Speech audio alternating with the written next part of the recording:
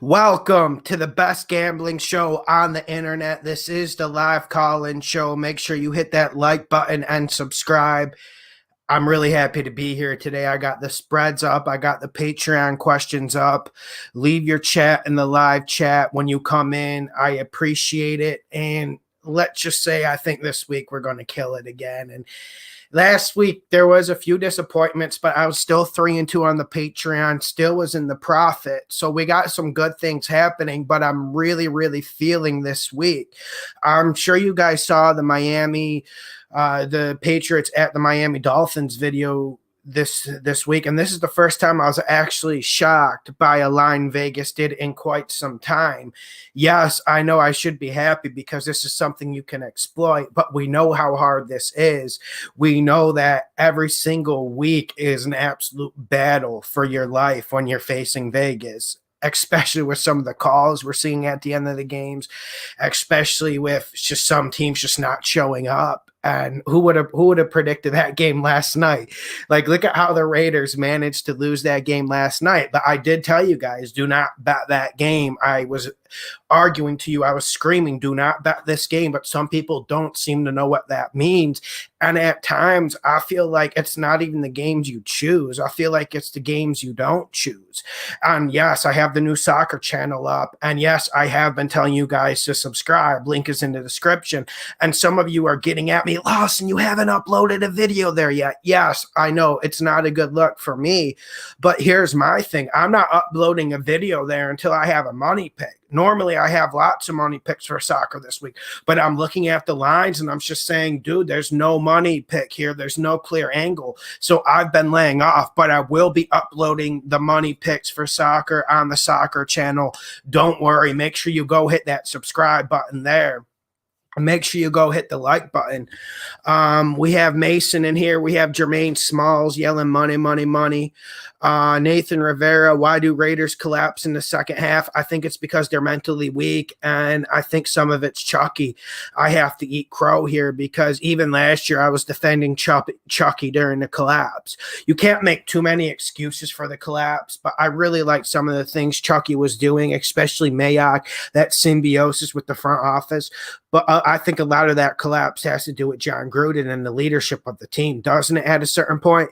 It's the same thing with the Chargers. The Chargers blow so many leads. They can't even beat a Raiders team easily who's under their second-string quarterback. Look at how many games the Chargers blew this year. And a lot of that's Anthony Lynn. And I have to say the same thing about Chucky, unfortunately. Han Solo, Moneybag Lawson, what's up? What's up, Han Solo? I'm doing good. I think we're going to have 2 or 3 big bags after this weekend. Brian Mauricio, college bets. No, I don't, but I am looking forward to that Clemson Notre Dame game. I think Clemson's going to put the paws on them. Kevin O'Donnell, Giants money line. No. I'm just not feeling the Giants this week, and you don't know Daniel Jones' health, and I don't know why people are down on the Browns. I know they managed to blow that game against the Ravens after they came back.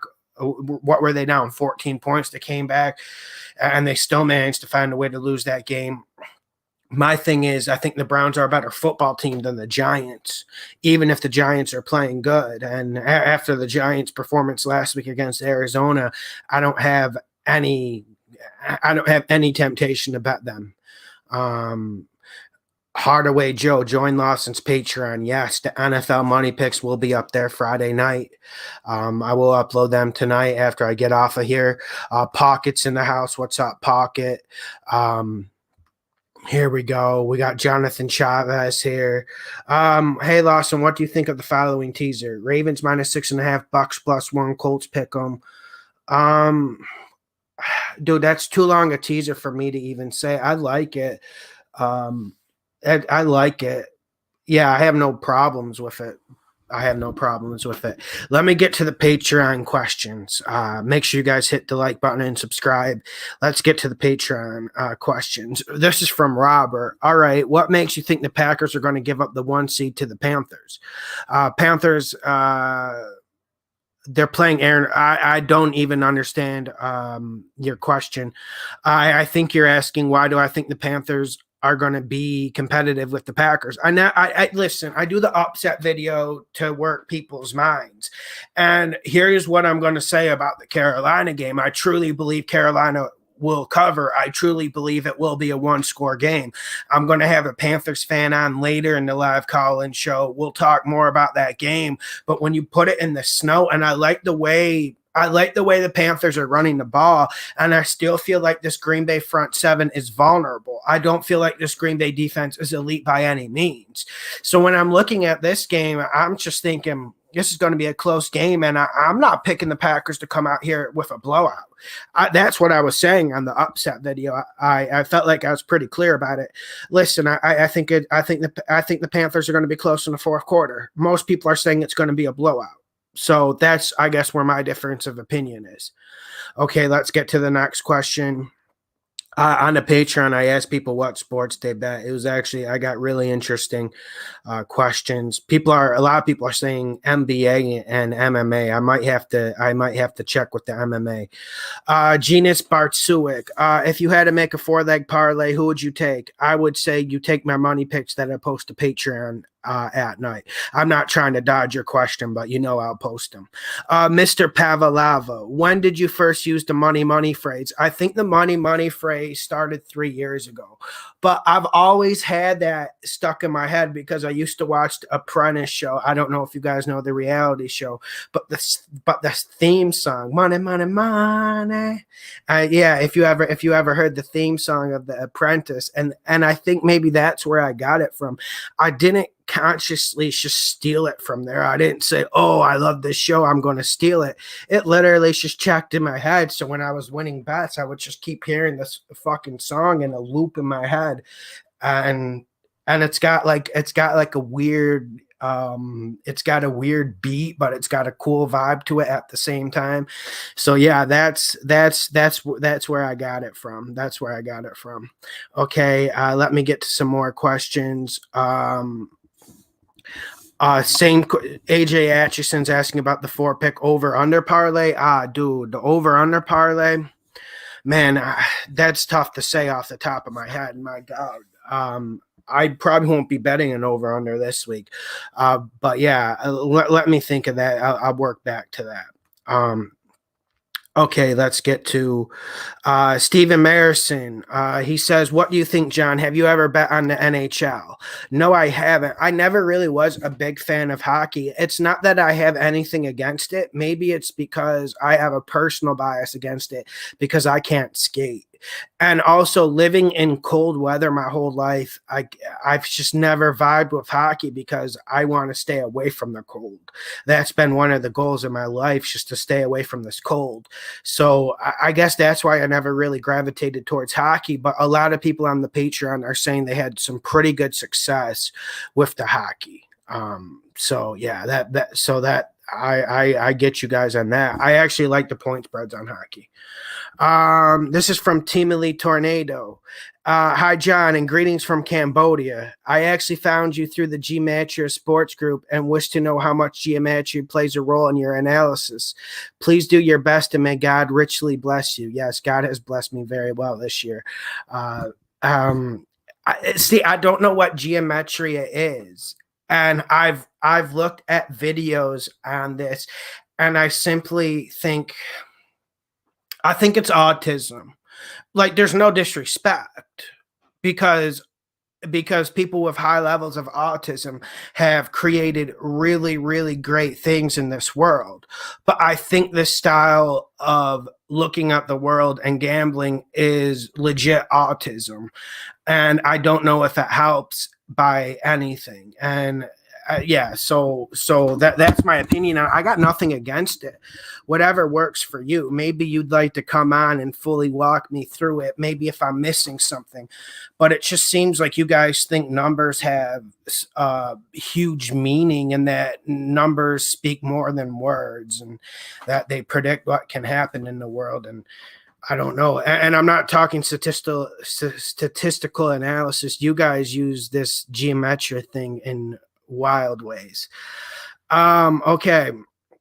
Adam Werner. Will Belichick continue his streak of beating rookie quarterbacks this weekend versus Tua? No, he won't. And I know there's some injuries for Miami, and I'm sure you guys saw the video earlier today, but I'm sick of this stuff about Bill Belichick. I'm sick of the pixie dust. I'm sick of people thinking because they hire Matt Patricia, because he worked with Belichick, because the Broncos hired McDaniels, they think this Patriots pixie dust is going to come in and solve everything. They think that means winning football games. Yes, Bill Belichick is a great coach, but Bill Belichick, people are giving too much respect. This is a talent game. This is about the players. Yes, it's the coach. You want to have a great coach. Of course, that's how you get Super Bowls. That's how you host Lombardis. That's how very great teams get Lombardis, and there's even better teams that they end up short. But we're talking an average, mediocre team here that has one of the worst talent pools in the league. I think the Dolphins are playing better fundamental football at this point. If the Hoodie was such a good coach, why isn't their running game working? Why is their defense not as good as it was last year? A lot of it's because they don't have the talent. But Bill Belichick has final say over every personnel move, and Cam Newton has absolutely no one to play with. I don't even think Cam Newton's played that bad this year. He really hasn't. He's played better than I thought he would. I didn't have high expectations, but he's played better than I thought he would. But this Patriots team just is low-level talent. So I think this, like, Bill Belichick against a rookie quarterback, Bill Belichick completely just molding a game on his own. I think it's a little bit big-brained, and I think it's a little bit disrespectful to the other players and other coaches in this league. I don't think Tua's going to have a good game, but I don't think he needs to. Okay, here we go. We got Caleb, my teaser, Chargers plus 13 while you hit on that. Panthers plus 20, I like that. Bills plus 16.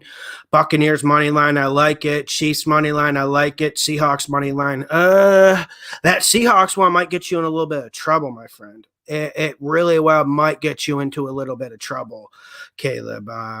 We'll see what the Seahawks do, man. Michael Jeremy Zian, and NHL bets in the future. I don't have enough expertise on it. I want to start maybe working with someone who is like an expert on NHL or NBA. That might be interesting. Okay. So here's a parlay from Chuck Rid. Panthers plus 8.5, 49ers minus 3.5. I like the Panthers plus 8.5. 49ers, I'm feeling it a little bit, but that Dallas team is somewhat dangerous. Buccaneers under 50.5. Does that mean the whole game's under? I don't know, man. Washington plus 5.5. I like it. Miami over 41.5 against the Patriots. Maybe. I don't like those over-unders you have. I don't think they're slam dunks by any means. Okay, here we go. Someone's asking why I don't bet college football, because I watch a lot of soccer and I watch a lot of NFL. Therefore, if I'm going to watch a lot of games, I don't have the time to fully know the teams. I feel like a lot of people, they bet college football and they don't even know a single player on the teams. And I just can't bet like that. I have to have some sort of knowledge. I have to know how the game's going to go. Yeah, Charles Harper, your videos are fire. Keep them coming. Thank you guys. I'm working through the Patreon questions. I'm going to get to the live chat questions in a minute. If you want me to answer your question right away, send a super chat. That always gets my attention. Okay, Jared Holly, who wins NFC? I would say Tampa Bay or Seattle. Jared in the NFC. But the Saints, it's going to be Tampa Bay or the Saints. I don't like the way Seattle's playing defense, and I don't think they make enough plays on defense to really get through this NFC. I got problems with the Saints, and hell, I know you guys have problems with the Buccaneers. The Buccaneers' problems are easy to see and diagnose, but the Seahawks team, I just don't feel like they're made for postseason football. And the Seahawks offense has fallen off quite a bit. It really has. Shakib Bakal, do you think the Jets can put up any points on the Rams defense? I think they can put up like between 10 and 17. Am I right, live chat, or am I wrong on that? Okay, Lanso must win for the Raiders. Okay. Chase, Lawson, what site do you mainly use for betting? I use mybookie.ag, but I don't like disclosing these things for tax reasons. But I use 4 different ones. I use I use 3 offshore, and then I use 1 Brazilian-based sports book that I use my girlfriend's name in. I feel like you need at least 3 or 4 to really get the odds you want, especially with what I bet. A lot of you guys just bet on it, NFL and NBA. Then fine, you're gonna get the odds you need, but sometimes with the soccer, I get way better odds on one site or the another. Like the Brazilian site gives me these crazy odds. Like on this one Brazilian site, I got, for instance, I got Carolina like plus 11.5 even money on the spread. So that's just an example. But when I do post my picks on Patreon, I use the American lines. I use a point spread aggregate, something that will mold all the sports book into one point spread. Okay, let's go. Here we go. Okay. Okay, I'm looking for the questions on Patreon. If I skip your question, my bad about it. Brendan, do you still like the Eagles to cover with their decimated secondary? Yes. Yes. Because I think the defensive line is going to get a pass rush. And that was one of the main things I thought when breaking down that game. I feel like that Eagles defensive line will come to play. They will get a pass rush. I'm more worried about the injuries on the defensive line than I am in the secondary. So far, it looks like everyone on that defensive line should play. So that's the reason why I like the Eagles defense. But yes, that secondary is a hot match. Someone Chuck Fu's asking, am I confident enough to drop 1,000 on the Miami game? No, but I'm confident enough to drop 400 or 300 on it. I don't think that's a college fund game because Tua is the quarterback for the Dolphins. But I wouldn't mind if you put 200, 300, $400 on it. No. But that's normally what I deal with. I'm usually in that range when I make bets. So if you're in the range where 1,000 is a normal bet for you, then that's fine. But it's more about what's the normal bet for you and how much you can afford to lose. That's how I look at it. Yes, I am back on this water. Cindy Saint Alat, what's the best bet this weekend? Sydney, this is why you pay for the Patreon. I'll give you the best bet, Chiefs. I'm not going to say it again. Shea Garcia, sup Lawson, my boy, money. What do you think of the Broncos +7, Packers -9? Mr. Garcia, I am a little bit nervous about the Packers -9 because you look at the snow, you look at the way the Panthers are playing, and I don't know. Maybe you have a different perception of Green Bay than me. I know the record's good. I know they look like they've been playing dominant, but I still have serious doubts and concerns about this Green Bay team. I don't think they're blowing anyone out. I think that's a close game. So I don't really like the Packers -9 that much. And the Broncos +7, I like, but then you hear about today that the 2 starting corners are out for the Broncos, and you got a Bills team that's just throwing it for fun. I mean, that does add a little bit of doubt, right? I mean, we like the Broncos at home. It's been something that's been consistent, and fundamentally, it's earned us a lot of money this year. But I don't know how much we can go in on that. Okay, I got the Patreon questions. If I missed your Patreon question, my bad. I'm going to make sure I'm reading through them again, so I'm making sure I don't miss them. Okay, let me see some more. I'm just trying to make sure I don't miss them because I know you guys get pissed when I miss them. Okay, I answered that. Oh, okay. This is from Leo Bellera. Hey, John, how do you like the Colts money line? Let me go look at the spread again. Yeah, I like the Colts money line. Yeah, I feel like that's something you could go in. It's because I think the Colts get a pass rush. Deshaun Watson's really dangerous, and the Houston Texans are dangerous when Deshaun Watson's dangerous. Deshaun Watson is dangerous when he's facing a team like the Patriots that can't pass rush. But one thing the Colts can do, they can rush for it, and they can get a pretty good pass rush. So I think that will get into Deshaun Watson's way. I think this Houston offense they'll put up points, but I don't think they'll put up like 20. I don't think they'll put up like 27, 30 points. Yeah, so okay, sounds good. And okay, let me get to the YouTube questions now. Leave your question on YouTube. Send a super chat. If I missed your chat, I should be able to get to them. Let me get to the questions. Ron, you like Packers with 3? Yeah, man. But you might have to tease that down a lot, and the payoff might not pay off. But yeah, I think the Packers win that game by like 6 or 7. That's why the 8 was too much for me. I don't know. I don't know if I'll be dropping 1K on the Dolphins, dude. Dolphins are always risky. Last time I bet a lot in the Dolphins was when they went on the road to San Francisco, and I bet a lot when they were at home against the Seahawks earlier in the year. I won big on one, then I lost big on the other. So that's how it goes in this game. Eli Mendoza, 140 people on here and only 33 likes. Hit the like button. Hit the like button. Hit the like button.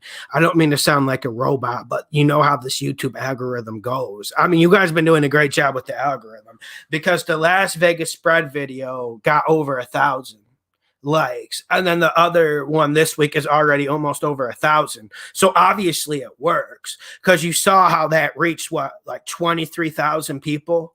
I mean, that's a lot without a corporation funding you. So I give you guys credit. I don't want to be too hard on you guys this week. Sometimes I'll bitch about the lack of likes, but you guys have been doing your job. So like I said, just continue to hit the like button. It's crazy, but it actually makes a damn big a difference. Tiger 5-1-10, Denver plus 13 is golden. Yeah, I like that. Omar Barrios, Colts and Bucks parlay bet. I have nothing against that, my friend. I think that would work out pretty well for you. I really like the Buccaneers against the spread. I really do like that. But you know why I'm nervous, right? Like the Buccaneers, we break down the fundamentals. We break down these games. We watch the film. We've watched this whole year. We know the players. We know the coaches. We know the schemes. And everything points to you should feel comfortable. Tampa Bay -5.5, -6, whatever the line is at the moment. But with this Tampa Bay team this year, we've won a lot of money this year, but this Tampa Bay team has really burned me. On times I didn't deserve to be burned. There's always times when you deserve to be burned. If you're betting too many games in a week, if you're doing sloppy shit, you deserve to get burned in this thing. But too many times this year, I picked the Buccaneers. I made a good bet. I made a good educated decision, and they just didn't show up, or they just didn't even come close to paying attention to details. Remember that Chicago game? That Chicago game sums it all up. What's up, 626 Lunatic? What's up, my guy? Green Destiny. 1 second. Green Destiny. Does Patreon cover soccer and football money picks? Yes, sir, it does. Yes, sir, if you are a man. We've been getting a lot of female listeners, by the way. So this is definitely growing. Holy moly, Carolina. Yeah, Carolina plus 8.5. I like Carolina at that price, and then I thought maybe it would tick up to plus 9.5, plus 10. We saw Christian McCaffrey officially isn't playing, but when does he ever really play for the Carolina Panthers? When does he really ever play? Anyways, I'm getting Michael Mann on, a Carolina Panther fan. I'm getting him on, I think, like 15, 20 minutes. So we'll talk more about that game. Polo Scott, it's because of Bruce Arians. Yeah, it really is. Like Polo, I'm sure you saw the Vikings game last week. Tampa Bay didn't play good, but Minnesota just left so many points on that board. And a lot of people are talking about those 2 possessions or the Hail Mary call, which was ridiculous. And then the Harrison Smith 15-yarder when the Vikings were about to get off the field. But even with that being said, the Vikings just played terrible. And the Vikings on offense, they were moving the ball, but they just couldn't kick a field goal. So I feel like Tampa Bay, they got a little bit lucky last week. And I had a lot of money with Tampa Bay on the money line. I had a lot of money and I was sweating it. I did it last minute. I was sweating it, but because Tampa Bay just isn't a well-polished team. So whenever you put them down, you better know they might not show up. And that Bruce Arians is an idiot. Dom Catalti, what's up, Dom? What's up, Dom? I like the Homer icon. That's one thing that's crazy when I go to Brazil. People in Brazil really, really like Homer and The Simpsons. That was one thing that surprised me. Okay, I'm looking for questions. Leave your questions, hit the like button. Rake Flyer, favorite place to make a bet in Vegas? Believe it or not, Rake Flyer, I've never been to Vegas. It's never really appealed to me. I'm more into the beach. I'm more into nature. I'm more into cool people. I just never was attracted to Vegas. The whole pawn shop thing. It's in the middle of a desert. Lots of advertisements. The only thing I don't like about the NFL, I've liked the NFL my whole life. I just don't like advertisements. I don't like people trying to sell stuff constantly, like in your face. You know that. So that's one reason why I don't think I've ever visited Vegas. But I'm not opposed to it. I'm not opposed to it. Maybe I need to get down there. I guess I'm missing stuff. Dom Rossetti, Lawson, tread lightly on that Tampa Bay pick. Got a bad feeling with the Bucks. Yeah, and that's pretty much what I just stated, Dom. It's just because I am thinking out loud here. I will put out the bets I'm making Friday night on Patreon. This is real life shit. And I'm sitting here telling you guys that this Tampa Bay thing gives me the willies. And it's good. And seriously, and like credit to you guys, because you guys have helped me win money this year. Sometimes you get the trolls and that gets annoying. But seriously, our subscribers know what they're talking about. Like you guys, for instance, you guys helped me win tons of money on the Giants this year that I wouldn't have made without you guys. So definitely. So a lot of times I use this live call-in show so I can spitball before I place in my bets. And a lot of you guys come with actual good knowledge. So yeah. So definitely. White taters. My bad. I missed your Patreon question. Let me get to it, my man. Lawson, missed my Patreon question, but it's all good, G. Thank you. Thank you for understanding and not being a dick about it. What do you think about the Lions plus 11? I like the Lions plus 11, but can someone inform me who's going to play quarterback for them? Because you guys know I love the points. We're at that time of year where crazy stuff starts happening in the NFL. And why are no one's really talking about that game? Okay, so as of right now, Frank Ragnow and Stafford are questionable to play. This is the same thing people do every single week. I'll get excited about the Lions. I'll take the Lions to cover and normally be right. And then people will come in and barrage me in the comment section saying Stafford's not playing. Then when I turn on the game on Sunday, every single week Stafford's playing. You see where the confusion is at with the Lions. I just assumed when I saw the plus 11, I assumed Matt Stafford wasn't playing. Maybe not. Who's the backup quarterback if he doesn't play? Okay.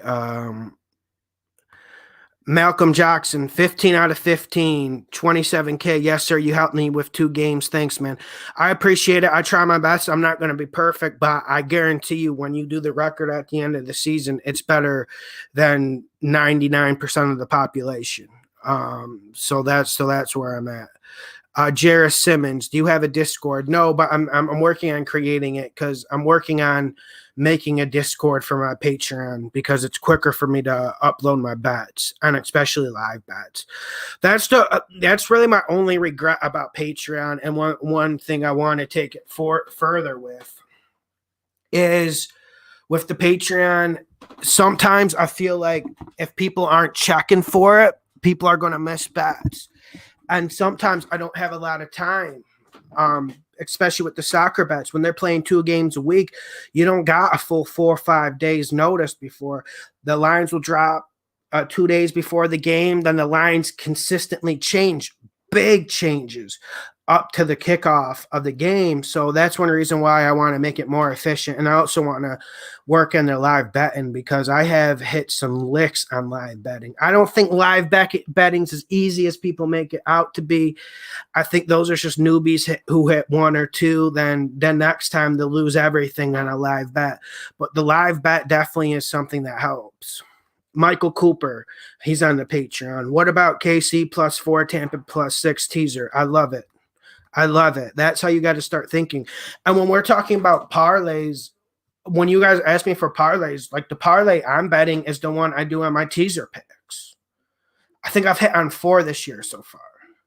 Those are the ones I'll bet the parlay on. Those are the ones, yeah, so just go to that video. I don't understand why that video gets slept on. I'm surprised that video gets less views than the over-under video, to be honest, because that teaser one has just been printing money this year. Excuse me. Sorry about that, guys. Okay, let's get on. Let me get some questions. Keep leaving your questions. If I miss them, sorry about that. Just leave them again. Jordan Gallagher, live betting is good for middling. I kind of agree with you. I agree with you. And some of us have really good instincts during the game. I do, but I have noticed over the past year, live betting has become harder because they knew people were hitting serious licks off of it. I hit the biggest lick I ever hit in my life. I got the biggest bag I ever got in my life when I was live betting about 1.5 years, 2 years ago when it first kind of got popular. But I've noticed they really fixed up the lines. And every time you want to place a live bet, they block you in an NFL game. That's the problem. Live betting in an NFL game, they always will block your bet because of change of possession or teams in the middle of the possession. So you lose a lot live betting on the NFL. It's tough. I've hit them, but Brett Roman, Lawson, which EPL club do you support? I don't really have a team. I like players. I normally root for the small teams, so I would prefer a team. Back in the day, I used to like Wigan, believe it or not. I used to like teams like that who would play counterattack, who had way less money, and they would pull upsets. I normally like the players. But I would say my favorite team in Europe is probably PSG because I like Neymar. Green Destiny, ever think about doing a primetime YouTube video for the week? What do you mean by that? Can you elaborate on that? I'm a Villa fan. Well, I like Jack Grealish. He's dope. And that big black Brazilian dude Wesley, he's dope too. Colby Riley, do you prefer betting NFL or soccer? Soccer. Asian handicap in soccer is what made me fall in love with gambling. I've always loved NFL. So that's where the love comes. That's why I focus on it. And that's why I like betting NFL. But the love for soccer, I've had it, but it got even more because I love this Asian handicap. I did a video on that, how I got rich betting Asian handicap. Drake Cottingham, 3 best money line picks, Lawson. I'll give you one because I like you. Chiefs. I like the Chiefs. I really like the Chiefs against the Saints, and that's one game I'm looking at. I don't understand. Here's one money pick I'm seeing on the comment section that I'm not liking. Why are you guys on San Francisco so much this week at Dallas? Like, I hate Dallas too, don't get me wrong. And we know Dallas is a worse team than San Francisco 49ers. But I am worried about the 49ers motivation level. And I don't know if I could put my hard-earned money to watch Nick Mullins play quarterback again. I just can't go there. Someone in the comment section, correct me if I'm wrong. Here, Dog Pound. Lawson, can the Eagles upset Arizona? Yes, they can. Because it's the mentality. They're going to run the ball. And that's why I was on the Eagles last week, because I told you there's going to be a mentality shift, and I'm not blaming stuff on Wentz, but I wanted them to run the ball more. I wanted Miles Sanders more involved, and you need to get this offensive line moving forward because they can't pass block. Seriously, we could come back there and give a speed rush to them, and we could start getting hits on Wentz. That's how bad the blocking was. It just was bad. And I don't want to take away blame out of Wentz because Hurts came in and balled and played good fundamental football. I don't want to take anything away from Hurts, but I think people were blaming Wentz too much. It's more about how the scheme will be with Hurts that I like. I feel like it uses the offensive strengths better because they don't have any good receivers, and people are going to get on me for that. They're like, oh, did you see Alshon? Like, dude, he caught one ball. Bill McDonald, when are you posting on the soccer channel? Soon, as soon as I see a money pick. Well, actually, you know what? I should wait to post until it gets to 1,000. That really is my goal. And then I'm going to start posting hardcore on there. But I'll have something up this week. But honestly, I really should play it hardball and wait till there's 1,000 people on there. But I won't, because I don't want to be greedy. Eli Mendoza, what site do you bet soccer? Because a lot of time I look for Brazil Serie B on Bovada and I can't find the teams that he put on Patreon. Bovada should have it, but Bovada banned me like 5 years ago because I made too much money. So I haven't used actually Bovada banned me 2.5 years ago. It was actually when I was in Brazil, and it was during a hot streak, and I was just hitting bet after bet. It was actually this time of the NFL season, and it was soccer. And I was betting a lot of European soccer and a few Brazilian games, and I just kept winning. I know you guys know those streaks when you just hit 11, 13 in a row, and you're just everything you touch goes your way. You press the bet button, and you think, oh, no, this is a bad bet. Then you end up getting lucky and winning easy, and you don't even have to sweat during the game. That's how. So I was on one of those streaks, and Bovada banned me. But, well, Bovada should have it. Sometimes they use different team names. So maybe that's the issue, but I use my bookie AG. I don't like saying it too much because of tax purposes, and I'm not saying I don't want to follow the tax laws and all that. I like following the laws, but I mean, it's hard to keep track of, and I don't have a professional accountant here, so I try to keep a low profile on that. I really shouldn't even be talking about it.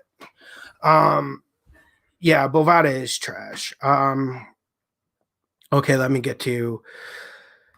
Yeah, let's get that soccer page, Lawson Bet Soccer, to 1K. Link is in the description. You guys have been helping out. It went from like 30 to 220. It's just in the last week. So you guys are doing your job, but get more people on that because that's just straight money. Michael Hindman, hey Lawson, should I tease Cincinnati to plus 19 against Pittsburgh? Yes, Mike, but can you tell me why? Mike, I like your line of thinking. I think it will work. And like I said, I think that game's going to be a little bit closer than people think. And plus, I don't know if the NFL wants a 30-point blowout on Monday Night Football.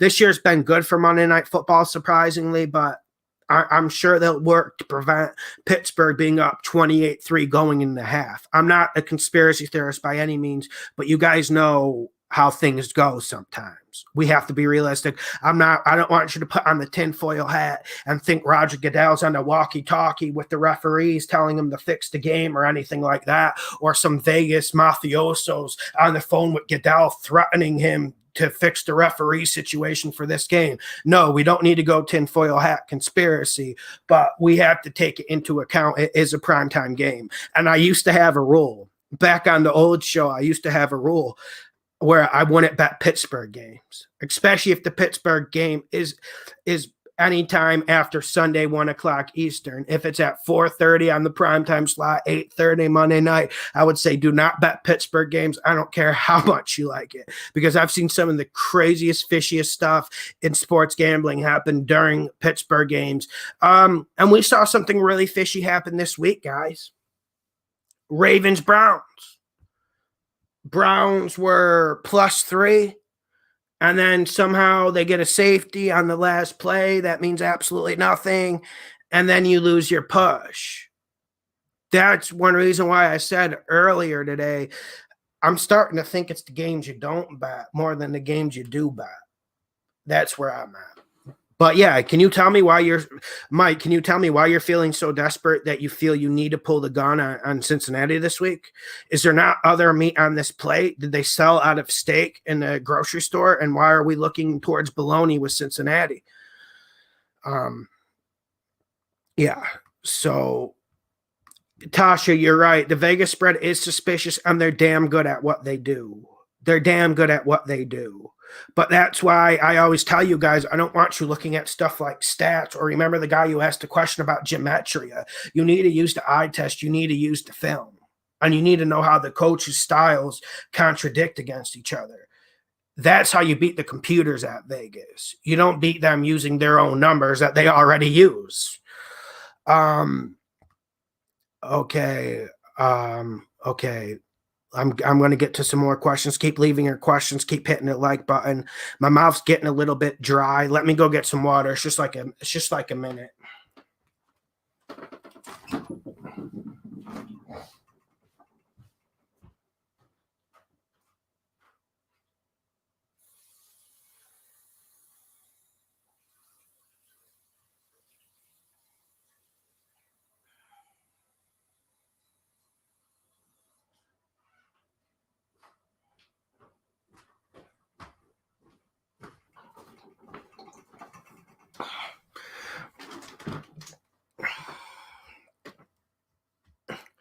Okay, I'm back. And Michael Mann, if you're still in the chat, I want to invite you on in like 10 minutes. Frolin, what's up, Frolin? Calvin Martin, do you still like Washington even with Dwayne Haskins starting at quarterback? No. Thank you for bringing it up, Calvin. I absolutely don't. I haven't heard the exact update on Alex Smith yet, but if Dwayne Haskins is starting this game, this is Seahawks all the way. Seahawks to win in the cover, making a money pick. I watched Dwayne Haskins earlier this year. I've watched the full games. He is worse than you guys think. He is worse. Dwayne Haskins is a guy, he's going to be out of this league soon. Josh Freeman isn't even the right comparison for him. Dwayne Haskins will be out of this league in 2 to 3 years. That's how bad he is. So I don't think the Washington no-names, I don't think the no-names have any chance if Dwayne Haskins is starting. And to be honest, Dwayne Haskins starting is a goddamn shame. It's a goddamn shame. Dom Cataldi, what about Miami covering against KC last week? Yes, it was a little bit suspicious, but it is what it is. It is what it is. I wasn't in on that game, luckily. I wasn't in on that game. Okay, here we go. Paul Renault. Paul Renault, who else do you like besides KC? I like Miami. I like Miami this week. Miami is looking good against the Patriots. Yeah, Mike, I agree with you. I'm going to have you on soon, but Mike, I agree with that. That's one where it's going to be money if Dwayne Haskins is playing. We know how bad Dwayne Haskins is. Like, and if any of you guys are questioning me and saying, Lawson, maybe you're being a little bit harsh, I want you to go watch the 2 games I watched this year, Dwayne Haskins. And I sat through all 60 minutes, by the way. You guys can go do that if you want.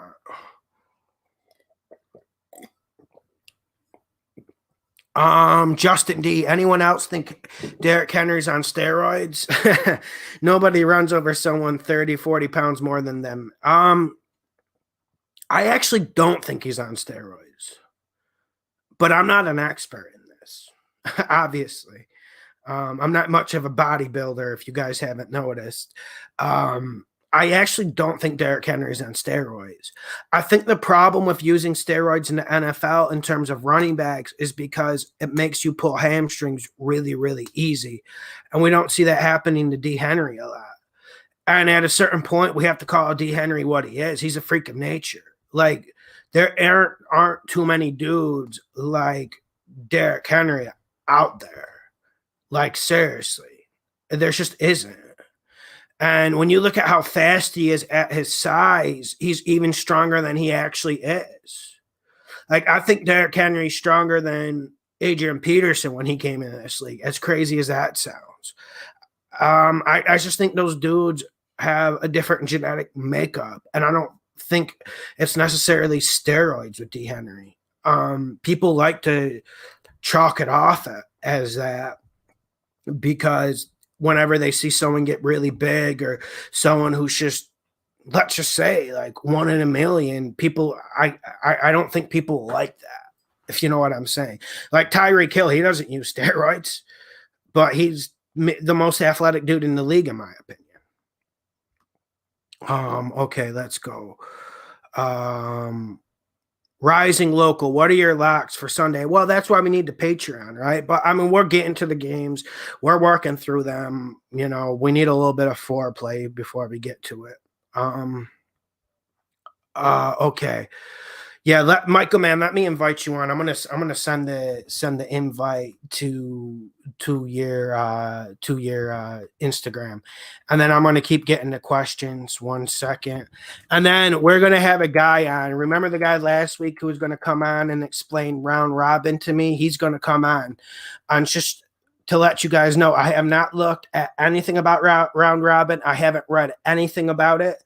So this is going to be my first time hearing about it. And I think it's going to be funny because some of you guys said my head will explode once he explains it to me. So let's go do this. I'm sending this invite to Michael Mann. We'll get him on real quick about this Carolina game because he's pretty negative on Carolina. I think it's just when I'm looking at this Carolina game, I'm looking at the Packers. Everyone likes ignoring the Packers and acting like everything's all sunny and everything's heading towards the Lombardi. It really isn't with them.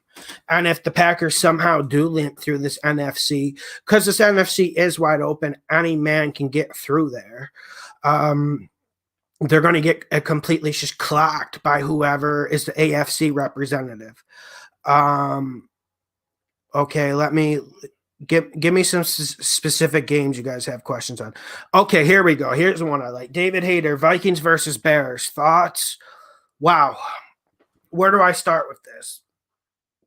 So my first question to you, David, is what Bears defense do you think is going to show up? Because we've seen the Bears defense play top 5 defense this year, and we've seen them not show up. Last year, they came out, they played really well against Deshaun Watson and the Texans, but I don't know if we should take too much from that. And then we got a Vikings team who struggles with special teams. Now they can't kick a field goal. And you're just looking at this Vikings team saying, do they even have the gumption to win games? Do they even have the mental toughness to win this game? And the more I think about it, the more I like Chicago plus 3.5. Even though it's my team, the Minnesota Vikings, I think the Vikings are the better team.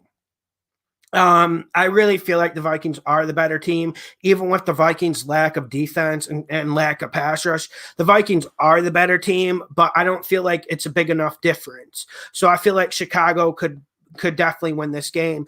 I definitely think this game's close within 3 points. And unfortunately, I see it going against Minnesota because how do you bet Minnesota to win a game that's going to be close if they can't kick a field goal? And listen, it's not just the field goals that are the problem with the Minnesota Vikings. It's the whole range of the special teams. That's where I'm at. Donnie Hossein, Rams currently plus 1350 to win the Super Bowl, worth $100 play. I like that because I wasn't even thinking of the Rams. Now I'm thinking out loud here. Correct me if I'm wrong in the live chat. Okay, Rams match up pretty good with the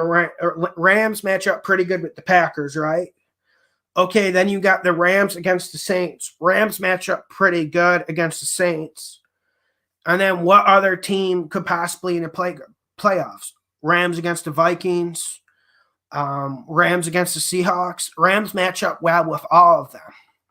So yeah, I would say that makes sense. It feels like that because I'm not feeling the green. I'm just not on this Green Bay wave. This Green Bay wave that says they're going to get to a Super Bowl this year. They just don't have enough weapons on offense, and this offense isn't explosive enough for me. I know they put up points, but they've been playing some really bad teams, man.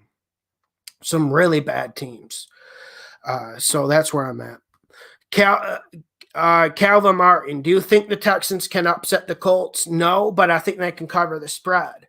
A lot of people are saying the Colts -7 is easy here. I don't really think so. I think the Texans cover this +7, and I think it's a closer game. It's just we don't know what type of help Deshaun Watson's going to get. When I say help, I'm saying are they going to be able to pass block? Are the receivers going to be able to get open? Are they going to have at least a little bit of a run game? We know the Texans aren't going to get a good running game against this Colts front, but are they going to have a little bit of run-pass balance? I think Deshaun Watson has a good game. That's why I think it gets close. I don't think the Texans are going to play terrible 2 weeks straight. But the Colts are definitely a lot better than the Bears. So obviously the Texans need to be a lot better. But luckily they don't get to play in the cold. They get to go play in a dome this week. I think that helps. Yeah. Okay.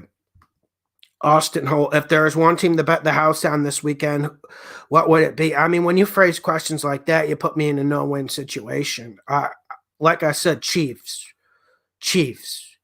That Chiefs game's only -3, and they're a lot better than the Saints. They are a lot better than the Saints. I mean, you could go with the scare tactics and say, well, maybe the Chiefs won't be motivated this game. No, they're fighting for this number 1 seed. So I think the Chiefs will take it very, very seriously. That's where I'm at. Okay, one sec.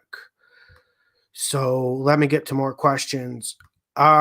Drake, is Denver going to cover that +6 loss? Should I go big on it? I don't know. I don't think you should be big on it, but I think it should be something that's in your repertoire because we have to look at how good the Broncos played at home. Then it comes down to what you think against the Bills. Do you think the Bills are elite, or do you think they're just a good team? You could make the argument that the Bills are elite. It's just with the way they've been working on offense and how good Stephon Diggs has been. Seriously. You could make the argument they're elite, but I do think the Bills are just a good team, and I think they have flaws. So Denver +6, I like it. I wouldn't go bet the house on it. I want to bring Michael Mann in here now. Hey, how's it going? Not bad, not bad. Just finished my last shift for a while, so kind of exhausted. But how's it been, man? That's good. It's going good. And about this Carolina game. So Christian McCaffrey's ducking out of another game. We can go on in this argument all day. It's just I don't think Christian McCaffrey's all that big a factor because they've won games without him this year. I want to just lead off with that. And secondly, why does everyone think Green Bay, every time someone goes into Lambeau Field, why does everyone think it turns into a blowout? They didn't blow out the Jags. They blew like a 14-point lead against the Vikings team who was playing really bad at the time. They just aren't as dominant at home as everyone thinks. I wanted to just lay off with that since you're a Panthers fan. I'm nervous about it personally because reports are saying it's going to be snowing. And I don't like the idea of Teddy Bridgewater in the snow. With his glove? Yes, with his glove. I hate those gloves so much, man. He's so stubborn about that. I hate it too. Even when it was pouring against Atlanta, he was like, nah, I got to wear the gloves. I was to the point I was like, dude, I hope you fumble. Well, I know, and it just looks bad. And then he says it's because you can't get a good grip on the football. Well, that's not good when you're going to go play in snow. I mean, certainly not. Yeah, I don't know if you've played football before, but if you try, it's harder to hold on to a football with those gloves on. Like if you try to catch a football in the snow, or in the rain, it's not easy. Like, I used to live in North Carolina. It rained all the time we'd play, and I just took them off anytime it poured. I wouldn't want to throw it. Yeah, I certainly wouldn't want to throw it when it's wet. Well, and then here's the thing I got to ask you. I don't know how much of Green Bay you've seen, and the stats are showing that they're better against the run, okay? The stats are showing it. But I don't think that front seven is – I think you can push that front seven around. And one thing I noticed about Carolina, okay, the holes, the offensive line, it's not elite or anything like that, but they move forward with attitude. And I think if you do that against the Green Bay front seven, I think you can push them a little bit. Yes, there's the Teddy Bridgewater question. I don't like him. But then again, with Teddy, at least you aren't going to get mistakes. But then again, he's been making some mistakes. But he's not going to make a huge mistake for you. That's why I think Carolina just keeps it close. Well, here's my thing about the run. They actually run the ball pretty decently. And we've seen that the last couple of weeks. But the problem is they get away from it. Like we saw against the Vikings, they ran it down their throat in the first half. And then they got away from it. And I think it's just Joe Brady trying to get too cute for his own good. And whenever you tell me to decide between Aaron Rodgers and Teddy Bridgewater, that makes me nervous. I am not picking Teddy Bridgewater in any instance at all. He's cost us at least the last 2 games, dude. He's really bad. But we're talking the spread. I'm not saying Teddy Bridgewater's going in Lambeau and winning. Well, okay, if you want to go against the spread for the Packers, I mean, who's going to cover Devontae Adams on the Panthers? I don't think it hurts the Panthers all that much because it's not like they have another receiver to worry about there. And Panthers, they're going to be good against the run. And that's one thing Green Bay does a surprising amount. They actually try to run it a lot, which is surprising. That is very surprising. Yeah, they should be throwing a lot more. But they still, excuse my stats, but, they've been, from what I've seen, they've been a lot. I feel like this Packers team's a lot better than they were last year. Like, I was all with you a year ago when they were just barely limping by and, barely winning games every week. But this year, I feel like they've been a little bit better. And, like, when you look at the Panthers' talent versus talent, like, I would say Green Bay's at least 9-10 points better than the Panthers. Because they have Aaron Rodgers, but a quarterback's worth 7. And you wonder, what does the snow do to it? Does that bring down the passing game, or is it going to be like a Patriots effect? I remember one year Vince Young was going to play Tom Brady and the Patriots. Patriots won 59-0 because they knew how to play in snow. For me, I would say the snow would slow down the game, and it would actually favor the Panthers. And I'll tell you something. Here's why I like the Panthers to cover, but you're thinking what Vegas is thinking pretty much. Vegas probably has them, 6-7 points better if they had to choose. I think Carolina's the more physical team, and this is a problem Green Bay hasn't fixed. Are Detroit physical? Are the Bears are a little bit physical, but let's not go there. That's a dumpster fire. You can push that aside. Is Minnesota physical? Well, Minnesota ran the ball for fucking 200-plus yards on them, but is Minnesota physical on defense? That's what I'm saying. Like, I don't think this Packers team has fixed the problem. You saw what happened when they played against the 49ers, who were physical. They got absolutely mauled. Mm-hmm. Well, but are the Panthers actually going to stick with the run? I think they have to. Yeah, you're right. They have to. But remember that Super Bowl? I mean, this is just an example. Remember that Super Bowl? I think it was last year, 49ers and Chiefs, when the 49ers were just killing them with the run, and they completely got away with that because Kyle Shanahan got cute. That's kind of what Joe Brady does a little bit. And he's done that the last 2 games with Teddy, and it's killed us. Yeah. Like, anytime the game is in Teddy's hands, things go bad. Yeah. Although, you're right. And Joe Brady has to know that his quarterback's limited. He has to know he doesn't have Joe Burrow at LSU. He has to understand that he has Teddy Bridgewater. But I'll tell you what, on some of those play actions that I've been seeing the Panthers run, guys are running wide open down the field, man. Like, it's there. That's what and I'm Teddy's saying. Like, check down. Yeah, or he'll underthrow it, which I knew he always had a deep ball going into this, so I don't want to judge him too harshly, but he's got to hit pop 1 or 2 deep throws this game because they're open. Yeah, honestly, I haven't been too disappointed with his deep ball. His deep ball is honestly a lot better than I expected. The problem is he's scared to throw it. Like, you would think he's got like a shoulder injury or something the way he plays because he refuses to chuck it deep. Like, remember when Cam was playing hurt with his arm a few years ago and he couldn't throw more than 10 yards? That's Teddy every play. It is. He's our generation's Chad Pennington. Yeah. He really is. And when I'm looking at Teddy Bridgewater, it's like you got to make him throw down the field. You just have to have design ones where he just chucks it. And if they got a safety over the top, then hell, long punt. You got to take it because you have to force it deep and you have to change the defense. Because if I was playing Carolina, I'm going 8 men in the box. Yeah, and that's what we've seen, like, inferior defenses just do that and kill us. Like, that's how Atlanta held them to 17. That's how Denver. So how did the Denver game go last week? Because I will admit I did not watch it. The Denver game. So Teddy took the whole first half off. The Broncos got a punt return touchdown. The Panthers defense actually showed up in the first half and was actually competing with them, but they went AWOL in the second. Teddy was checking down the whole game. He had a little bit of a stint where he got hot. Then he choked on the final drive. He's the biggest choker in the NFL. He is the worst quarterback. I said this at the time. When it's a 2-minute drill, when you get those, when you know they get in prevent, you get that easy 3 points before the half, or it's the final play, or it's the final drive of the game. He's really bad in those situations, and that was one thing that bugged me, especially if you play good defensive football, because Carolina's been in so many one-possession games this year, yes. And maybe that's one reason why I'm getting hooked into this Carolina plus 8.5, plus 9, wherever you're placing your bets. Maybe that's why I'm getting hooked into it because they've played so many one-possession games this year. That I can agree with. But going back to Teddy, like he has no clutch gene at all. Like the way I'll get into it for the Denver game, but at the end of the Denver game, he completed like a 2-yard check down on second down and tried to get in our playoff, but before the 2-minute warning. Everybody told him not to. Matt Rule told him not to. Joe Barry told him not to. But he did anyway. He threw an incompletion. And then on 4th and 8, he threw a 2-yard check down. So you can't do that. And yeah, Joe Brady's a guy with balls, so it doesn't their schemes don't really mesh. And plus, like Joe Brady, man, I like the way he calls games. So I understand what you're saying about sticking against the run, because Joe Brady has to change his DNA. He has to remember he doesn't got Aaron the Game Rodgers out there.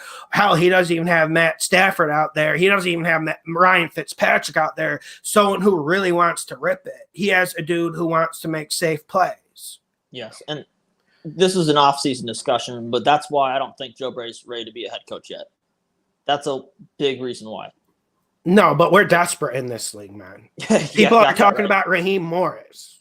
Yeah. Okay? People are talking about Vance Joseph getting another chance. Gosh, I would hate that if Joe Brady went to Atlanta. Oh, Lord. But well, Joe Brady would kill it with Atlanta, and I would do it. Yeah, I know, but I would hate it as a Panthers fan, but it probably actually worked out. Yeah, well, that would be something if I was in Arthur Blank, I'd definitely explore that option. Mm-hmm. Yeah, and then you got any reads on any of the other games this week? No, but the Kansas City game, I am full with you on that. I am so glad that we got that Saints game right last week. Like, I saw the comment section of your upset picks, and everybody ripped you apart for that. And I was glad to come in on Friday and be the only one in your corner for that one. Because everyone, go ahead. I appreciate it because it's not easy taking an upset. It's an upset for a reason, and I was honestly 100% right in that analysis, because the Eagles actually did change the way they approached the game.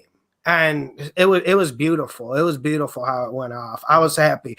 Too bad I didn't take it outright. I took the +7, but it is what it is. I'll be honest. I didn't even pick them to win, but I was thinking about, like, from a defensive standpoint for the Eagles, like, okay, they can slow down this run game for the Saints, and that's what they've been doing. So you're going to force Hill to throw, and that may not be pretty. Yeah. But yeah, I was happy we got that one. What do you think about the Eagles against the Cardinals?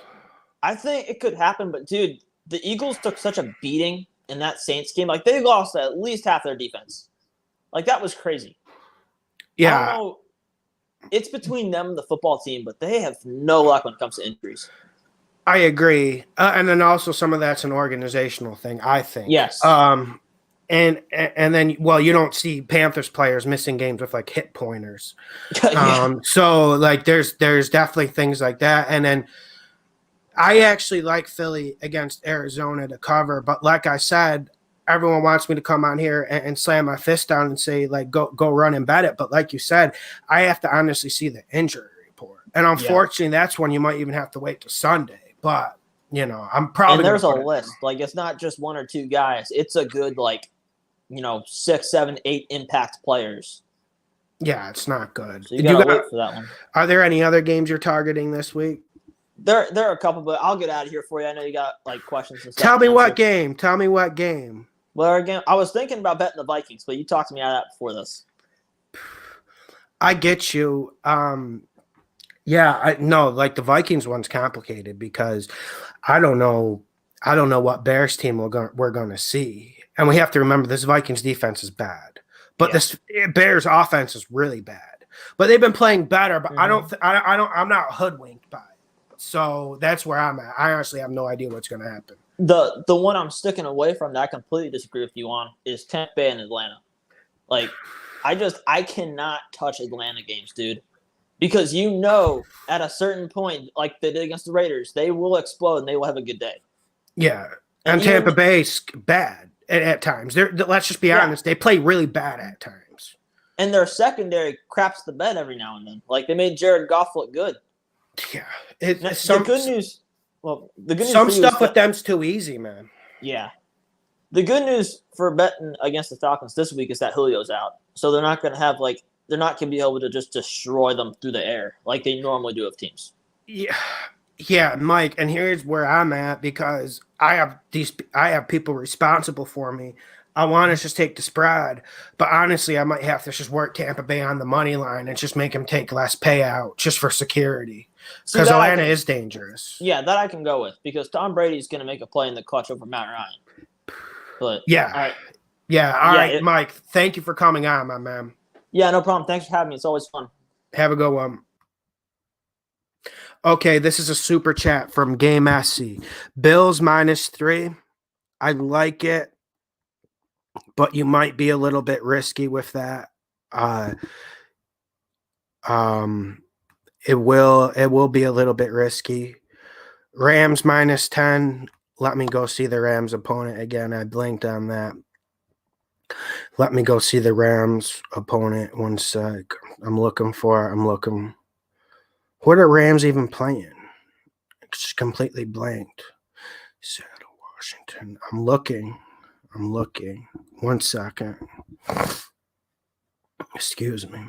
Who are the Rams even playing this week? Because they're not on my spread. Let me think.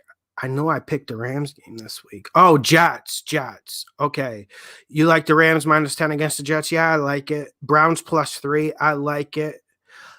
Chiefs money line. Yeah, I like this one. The only one I think you might have problems on is the Rams -10. I would have went with maybe a different teaser for that, but I still think you're good. But yeah, so I'm trying, man. It makes me. I like it. It gets me up, man. It gets me up. Robert Kahn, worst team in the league, Jets. But honestly, if we wanted to take Adam Gase and Doug Marrone out of the situation, I think the Jags might be the worst team, talent-wise. But obviously, when we watch the film and we watch Adam Gase attempt to coach in this league, you have to think that the Jets are the worst team. Although I think we can't sleep on Jacksonville in terms of this. Even though Jacksonville's playing hard and Jacksonville's a little bit more respectable, at least the Jets get better quarterback play than Jacksonville. I can say that confidently. Make sure you leave your questions. Make sure you hit the like button. Make sure you leave a super chat because I can't see everyone's questions because we're getting a lot. I'll make sure I try to get to your question. I got another guy coming on, maybe about 30, 35 minutes to talk about round robin. He's going to explain it to me. New York Jets +5. What? Tasha's going nuts, man. She said +17.5. Thank you, Shane. I have to get out to Ireland. It's a little bit cold out there, though. Justin D, I have a work friend who still wears his Jets jersey. He likes losing team. I actually like this guy because I don't like seeing the fans who go ghost once their team starts losing. And then once the team starts winning, they start putting back on the hat and the jersey. That's just kind of lame to me. Okay. Leave your questions, hit the like button, subscribe. I'm going to get to some more questions. I'm scrolling now looking for good questions. Val, I do think I am the best person on the internet with the upsets. But I think I have great subscribers too. You guys spread the information, and sometimes you guys go absolutely crazy. When I'll pick a game and it'll seem kind of crazy, then everyone will explode. And I think that's how some of the videos blow up a little bit. You guys exploding on me. Yeah, because I have some people, like there's a guy like Tommy Maggio, I think he was in a live chat earlier. He just waits to explode on me. Every single morning I could have my best week, the week I went 4-0 on Patreon with all the money picks. I know Monday morning I'll wake up to a negative comment from him. Picking games, you can't please them. It's difficult, especially in the NFL. The player 123, thoughts about the Cowboys 49ers game? This is an interesting game, and right now, I picked the 49ers to win in the cover, but do we really know what's going to happen in this game? Because Dallas has been playing a little bit better, and Dallas surprised me last week against the Bengals. I didn't think they'd come out so focused and hungry against the Bengals. I was rather shocked by that. And then you got a 49ers team. Well, I still think they're going to win because I think they run the ball better than Dallas. I am a little bit nervous about the 49ers because Nick Mullins is just really frustrating me. He completely threw away the game against the Washington No Names last week. And credit to the Washington No Names, they got 2 defensive touchdowns, but Nick Mullins needs to play better. He's just really, really bad. Bears to cover 10.5 on the teaser. I don't blame that. I like that. Jim Beam loves the Vikings big. GOM. Why is everyone on the Saints with Breeze starting? He literally broke 11 damn ribs a couple of weeks ago. How do you guys think he's going to perform with that? Good question. Really good question. And also, if Drew Brees is fully healthy, if Drew Brees is at 100%, how good is Drew Brees? How good is Drew Brees? I think people think this is 3 or 4 years ago. Listen, Drew Brees gives your team a good chance to win. Drew Brees is better than most quarterbacks in this league, but he isn't that elite dude that everyone thinks he is. He doesn't throw the deep ball.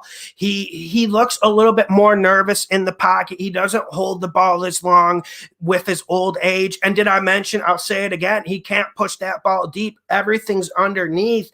And look at, you can go to a serious game. Look at last year's playoff game against the Minnesota Vikings. Taysom Hill was the quarterback who made the big plays for the Saints. Drew Brees didn't do anything big.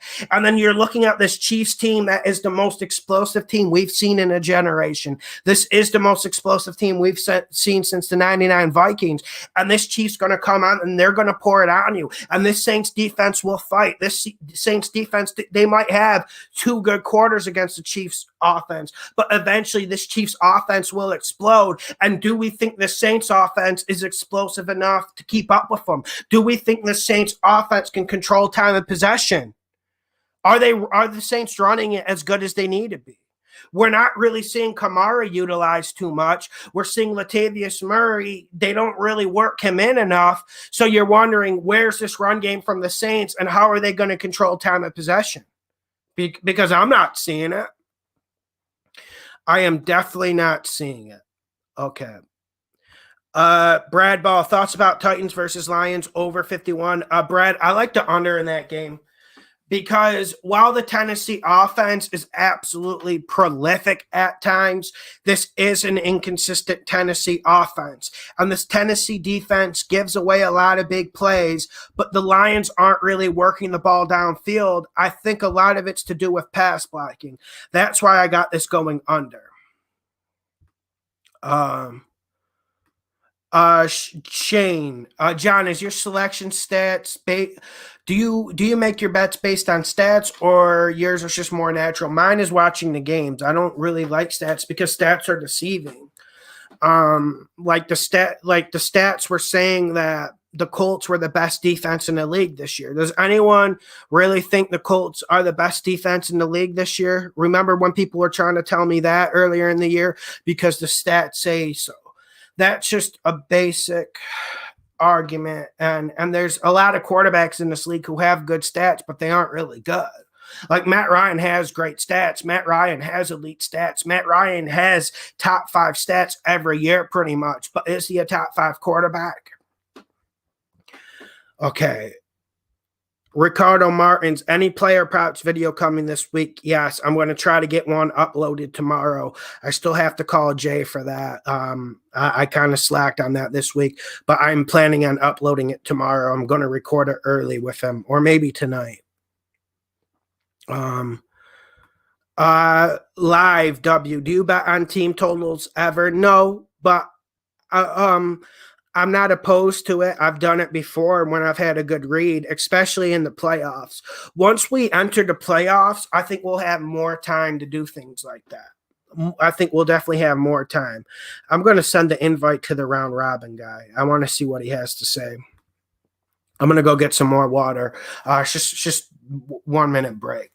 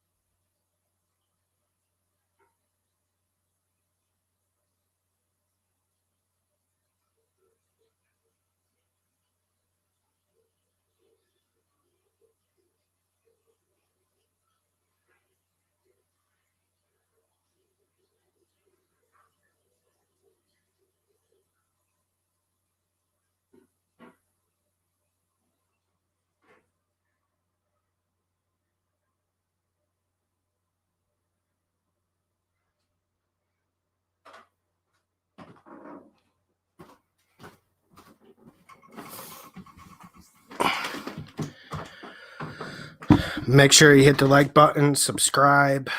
Okay, let me get my headphones back in. I'm going to keep getting to the questions. I got pretty good energy. Feel like I can go on a long time. Okay, someone's asking who do they think the Chiefs play in the divisional playoff final? This is tough to answer given that we don't know the seedings yet. I think the Chiefs will play the Steelers. I think the Steelers can get through the Bills in a playoff situation. Probably going to be the Steelers or the Bills, but a team that's going to be dangerous, and I haven't wavered off of it all year. I know Tennessee has their problems, especially their defense is really frustrating. You can just throw deep passes on them all day, and they don't really do anything to resist it. But you wonder if Tennessee gets in, are they going to do something like they did last year? Because we know what wins in the playoffs. We know physical football wins, and Derrick Henry's an absolute force of nature. And I'm not the biggest Tannehill fan. I think he's really overrated. He's an advantage of people using stats too much. Because Tannehill's played pretty good for the Titans, but it's not very good. It's not elite. It's not Pro Bowl level. But one thing Tannehill can do is play action, and he's not afraid to throw it deep. That can absolutely change games. If the Titans can get their defense playing just above average with the way they control time of possession, I really feel like they can do some things in the playoffs still. And maybe that sounds a little bit crazy because this Tennessee team is so inconsistent. Sometimes you might even ask the question, do they even belong in the playoffs? Some of you guys think the Patriots belong in the playoffs. That's one thing that's been blowing my mind all year.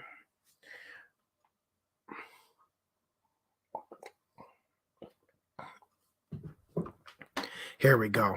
Shad takes Ben Scholl. I do think the Patriots win this week with the run game and defense. I don't think so. And what Patriots run game? It's not like Sony Michel's had a great year this year. It's not like the offensive line's opening holes. Really, the only run game they get is Cam Newton getting his maybe 40 to 45 yards a game. Outside of that, there's nothing really too consistent. They ran it really well against the Bills, and they still ended up losing it. I don't think it's going to be a game where they had the ball with a chance to win like they did against the Bills earlier this year. And then against the Dolphins, this Dolphins secondary is really good. I don't know how the Bills – I don't know how the Patriots are going to be able to throw it against the Dolphins secondary. I could see turnovers this game as well. Miami stacking the box, going 8-9 men in the front, making Cam Newton throw it. Edelman can't run. None of the receivers can get space. So it's just going to be a game played within a box, and Cam Newton's arm isn't accurate enough to work in that. He just doesn't have the accuracy. That's just really not his game. And that's why I think there's going to be turnovers for Miami, and I think Miami wins the game easy. Now, the one point you guys make about the Patriots that I do buy into a little bit is Belichick against Tua. I completely agree with you there.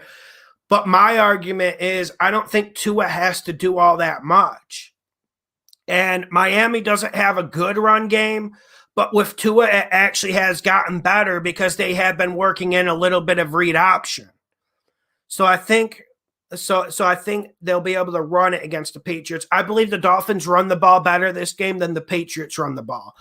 You can run the ball against this Dolphins defense, but they're going to get 8 men in the box, and we'll see if this offensive line's up to the task. I don't think so. Yeah.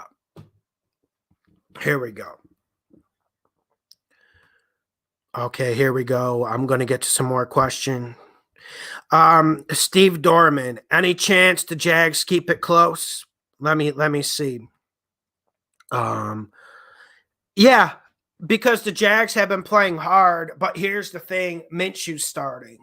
And Minshew's really bad. I've been saying it all year. And remember when the Jags fans, they were painting Minshew like they had a franchise quarterback.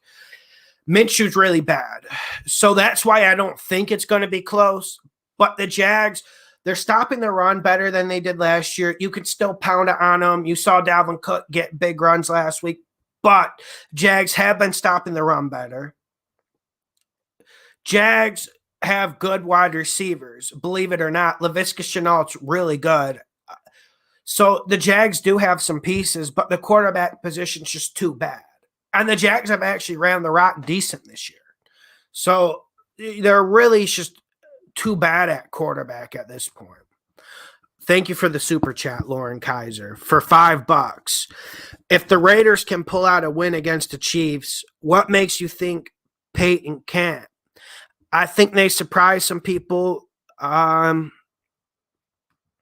think we're talking about a different Raiders team. Yeah, when you watch that Raiders team last week, you say, oh, how the hell could they win at the Chiefs? I guess anyone can beat the Chiefs or keep it close against the Chiefs. But that's not the same Raiders team. And here's what that Raiders team does that the Saints aren't doing. The Raiders team runs the ball and they control time of possession, and they have the biggest offense in the line in the league, and they lean forward, and Pat Mahomes spent probably 65% of the game sitting on the bench watching Josh Jacobs run it up the middle. That's why that game was close. The Saints aren't running it all that much this year. And when they do run it, yes, Latavius Murray is pretty good, but we haven't seen Alvin Kamara go off this year.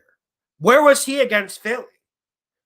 Philly was a game that is made for someone like Alvin Kamara and the short intermediate pass game, and then also get him out to the edge.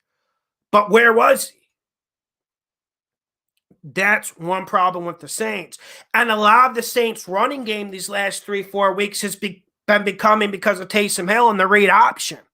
Now you got Drew Brees in there, and you take that away, and it becomes a more conventional offense. And I'm just not seeing their offensive line get the push that they got in previous years. Then you look at the Chiefs. You got, I think, the best run stopper in this league is Chris Jones. He might be the best defensive lineman in this league when it comes to all around stopping the run and getting a pass rush. Of course, Aaron Donald would be better, but you guys know where I'm going with this. Chiefs have problems on defense. We know that. They can be exploited. But they will put pressure on the passer. And that will make Drew Brees' life a living hell. That's why I'm going with the Chiefs. I think you're comparing apples and oranges there. But, I mean, if Saints come out and run the ball great, they're going to win the game. I don't think they're going to run it well. Okay, let me get to some more questions. One sec. I sent the invite to the round robin guy. I don't know if he's coming on. Maybe he ducked out. So I'm going to take some more questions. Jordan Gallagher, do you think the Browns are more likely to win since the Giants are starting Colt McCoy? Is that official? Has that moved to official? Because everyone said Colt McCoy was playing last week, then Daniel Jones went out and played for the Giants. But yes, of course, Colt McCoy is bad. And Colt McCoy has also lost his athleticism. That used to be something he would bring. He actually was really good at getting out of the pocket and getting positive yards and throwing on the run. He really can't do that anymore. So Colt McCoy's an extreme liability. And the more you look at it, with Colt McCoy starting, Browns -2, Browns -3, if you can get it, isn't the worst bit of business you could do. Although we saw how the Browns blew the game last week. So.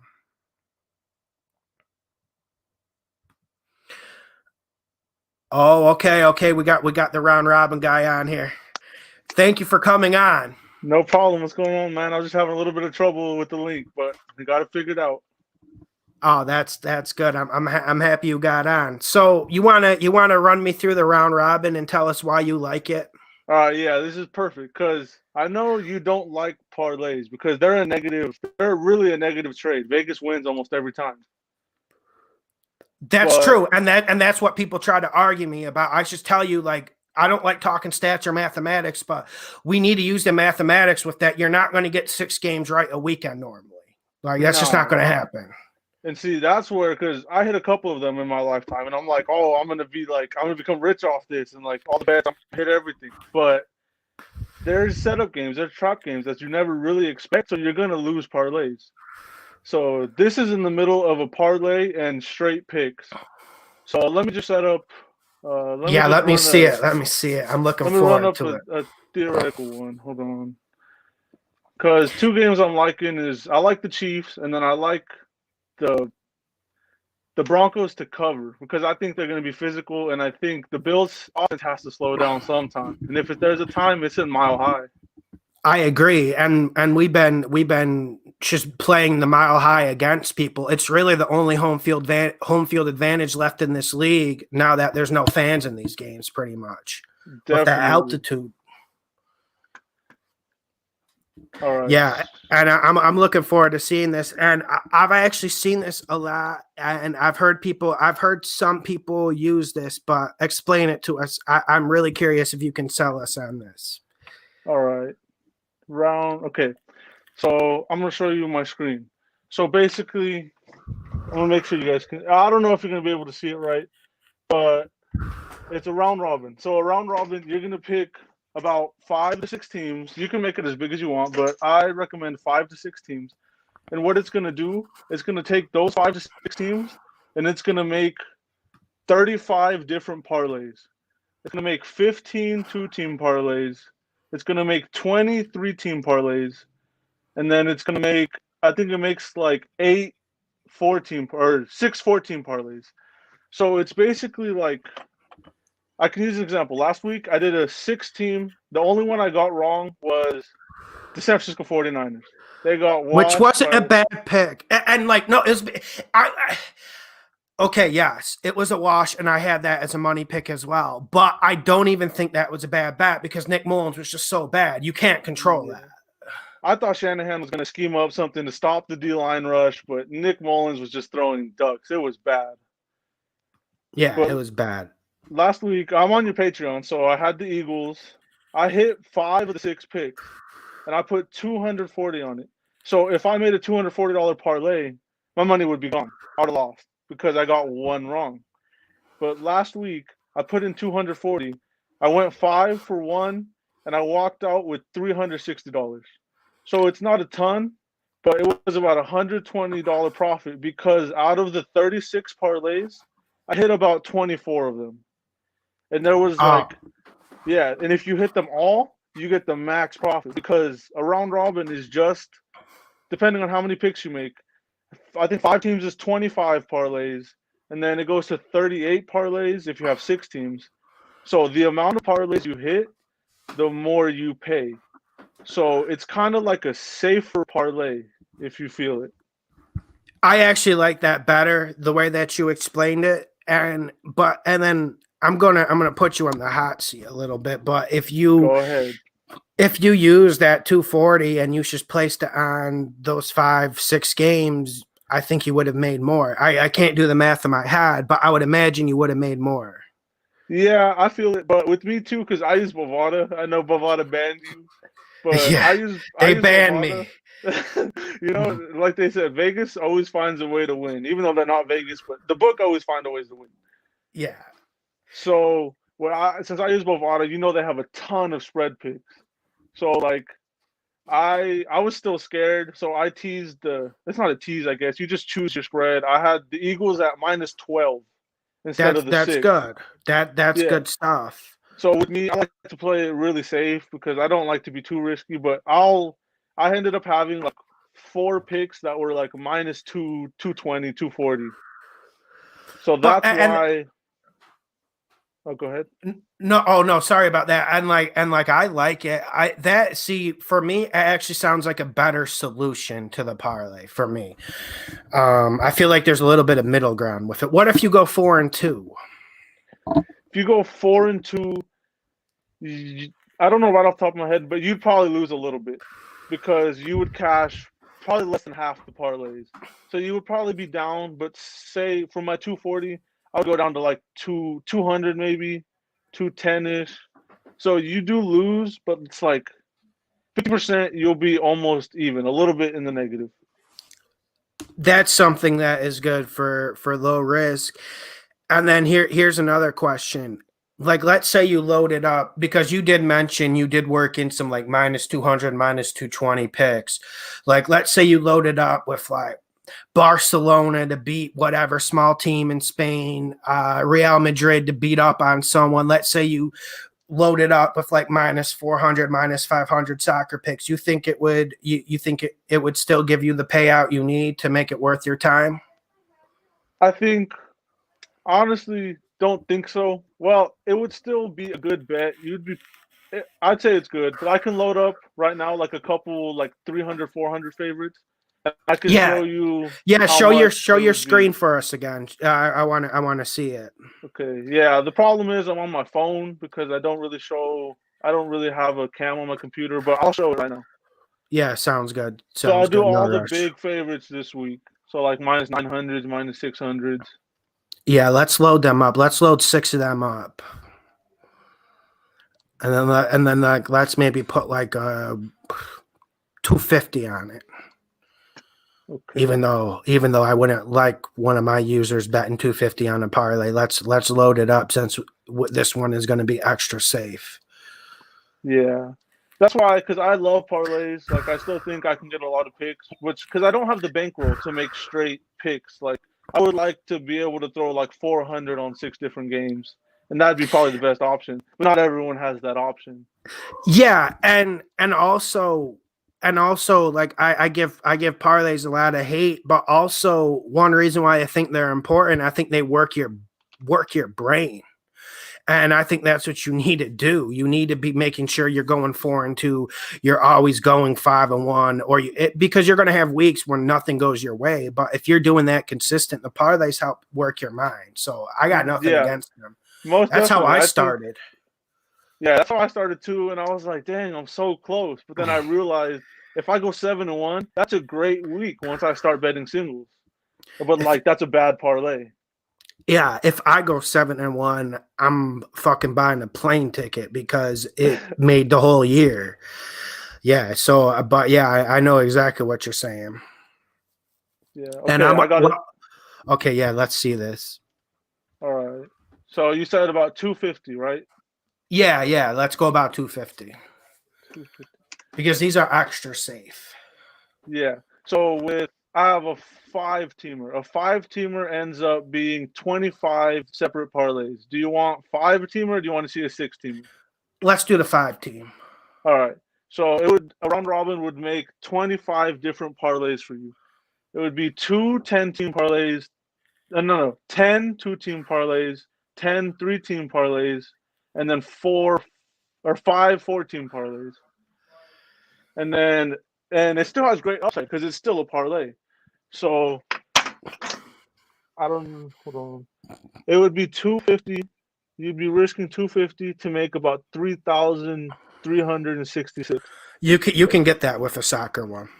You could get that. So yeah, that is definitely that's still worth it because these are all minus 900s, minus 360s. But since you're still making 14 parlays, you still have 5 different parlays at plus 1,000 because they're 4-teamers still. That's pretty good then. That's pretty good. I liked it. And thank you for coming on and explaining it. I really appreciate it. No problem, man. I love your show. You're heading in the right direction. Yo, thank you. And I appreciate you having the courage to come on because, some people, they get a little nervous, but I don't. I got a little bit of nerves, but, it's fine. I love the show. Thank you. You're helping make the show better because I love when you guys come on. Definitely. All right, peace, dude. I'll take you out of the room now. All right, see you. Thank you, my man. Have a good one. Okay, so that was good. The round robin. Dig Dug, I agree with your comment. Round robin, dude. I missed a super chat. Whoever laid that super chat, okay, good. I don't want to miss your super chat. This is from Corey Moser. Corey, my bad. For the delay on the super chat. What do you think about this? KC, I like Kansas City, Tampa Bay plus 3.5. I absolutely love it, my friend. Buffalo plus 2.5. I like it. We need to be a little bit wary of Denver this week, but I still like it. The fundamentals are there. But I just have a little bit of a wariness about Denver this week. I think they're going to come play strong. But even if they come play strong, the Bills can still beat them. Okay, we got Packers minus 2.5. I like it. Rams minus 9.5. I like it. But watch the garbage points in that game. But I'd still go with it. And Seahawks minus 2.5. You're going to hit with that Seahawks one. If Dwayne Haskins is playing. I would even just go like straight Seahawks, like minus 3, just to get you some better odds. Anything like that. Okay. Brooke Barron, go with KC. Come on now. Hector Perez, what's up, my guy? How you doing? A rising local, when are you going to post the soccer bets? I didn't do the soccer games today, were really hard. The odds, I wasn't liking any of it, so I didn't post any today, but I will be posting them this weekend. I'll have at least 1 or 2 soccer bets. You know how I do. Last week I had like 9 soccer bets. I went crazy with it, but that's normally my output.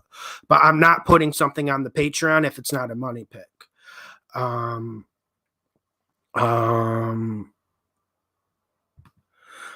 Lawson, what would you recommend if I wanted to put the winner of the World Cup? Brazil for the next World Cup. I love future bets, and I think future bets are something that, okay, people don't like it when I talk about future bets, but future bets honestly have paid me the most money. The biggest bet I ever won was when I bet Brazil to win the Copa America 2 years ago. It was an easy bet. I had a sweat, and it was really stressful, but it was the best payout I've had. It was just the best payout I ever had.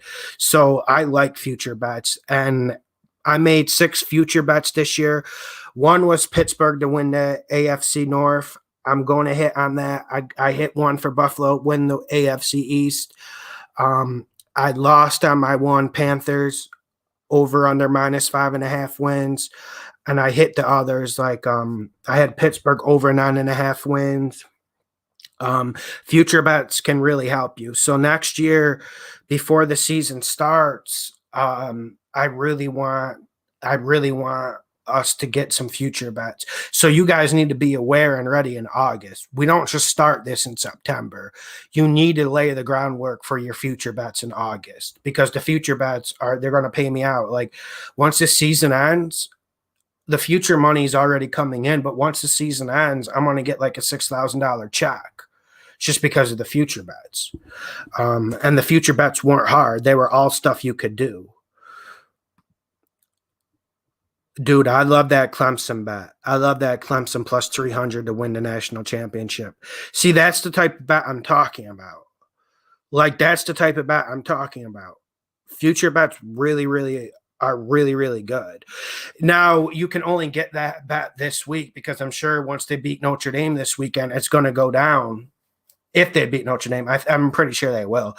But that's perfect. And I think Clemson's better than Alabama. I'm not the most educated person on college football. You guys might be able to school me, but I have watched Clemson this year. I have watched Bama this year, and damn, Clemson looks good. And that Notre Dame Clemson game was freaking good too earlier this year. Pablo Villaforte, what do you think of Barca and Atletico Madrid? You need to tell me who they're playing, but it'll probably be a good one. I think Atletico is going to finish this season really strong, so whoever they're playing against, I think you'll get good odds, because a lot of people are down on them. Michael Thomas ruled out. Chiefs. You know what? I'm going to go place that bet right now. In this COVID era, I don't like placing them too early, but I got to get in here. I want to get this at Chiefs minus 3. I'm going on and placing this right now. I'll show you guys. 1 second. I'm going to go on here and place the Chiefs. Let me make sure I get that. Come on. Where's the Chiefs? I got him at minus 3 still. You guys better be right about Michael Thomas going out. I was going to bet it anyways, but I'm going to just make $100 bet right now.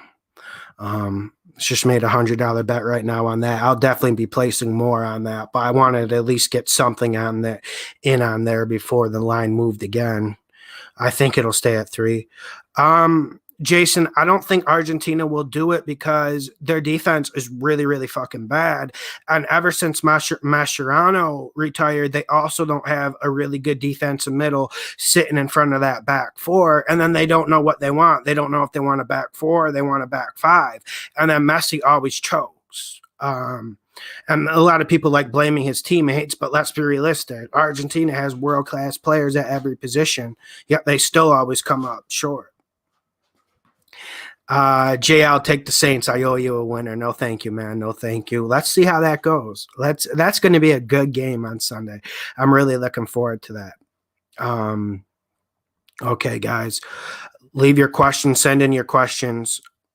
Live. Do you like the over in the Dolphins game? I surprisingly do like the over, but betting any over in a Patriots game is risky. It's just really, really risky.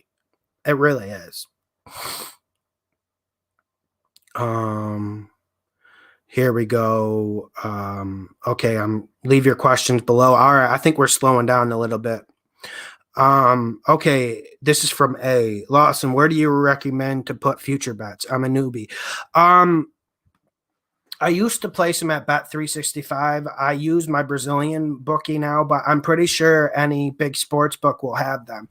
Normally they'll start posting them in April. So like around the NFL draft, they'll start posting them. They always have them, but they refine them. And then around April, you'll get a full list. So I think that's something we need to exploit. On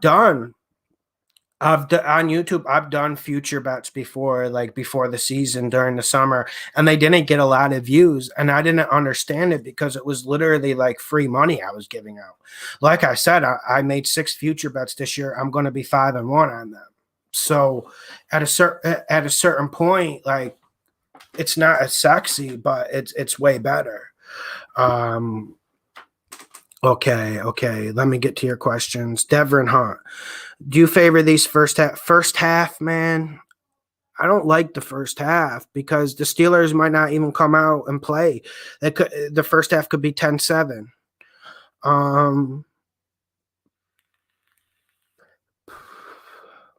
I wouldn't bet the Browns. No, I don't like that. I don't like that in the first half. I don't like that. Because some teams start off slow and sometimes a bad team can have a good possession. When I say a good possession, they can control the ball 8-9 minutes. So this makes it hard when you got a point spread of like -7, -10 that you got to hit. If a team has a good possession and control the ball for 8 minutes to kick a field goal, then they get the ball back, they get 3 or 4 first downs and punt it back. Dude, that's that's a quarter by itself if a team uses the clock correctly. So that's why it's risky. That's why I've never liked them in the first half. Okay. Yeah, I would say that parlay's safe, but I got to see the teams they're playing. I glanced at it today.